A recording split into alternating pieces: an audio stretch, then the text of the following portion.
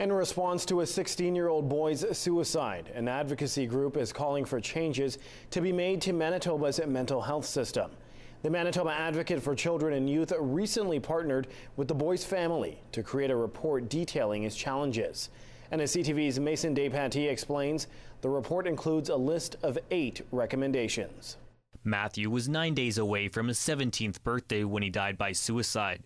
His death sparked a report by the Manitoba Advocate for Children and Youth. Matthew's story deals with mental health, depression, anxiety, substance use, bullying, and suicide. The slow disappearance of Matthew details his struggles and why the support he received didn't help.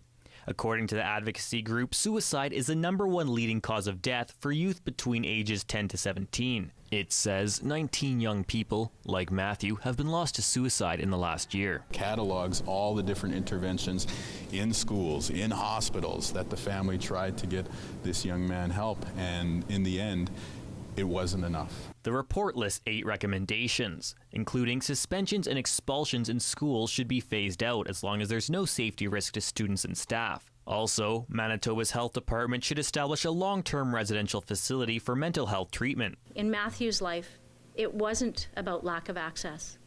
It was about the fact that the treatment that was provided didn't work. Although some hospital beds do exist for psychiatric help, the Canadian Mental Health Association says more long-term care can help. I think those, intensive services can be delivered both in residential and in community-based settings. So I think it's having a mix of those things. Health Minister Cameron Friesen tells CTV News, "We know there is more to do to help support children and youth dealing with mental health issues. That's why we've adopted a whole-of-government approach to responding to recommendations from the Manitoba Advocate for Children and Youth."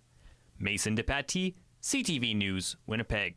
The Manitoba Advocate for Children and Youth will track the recommendations and submit a progress report in 6 months. If you or someone you know is struggling, contact the Manitoba Suicide Prevention and Support Line.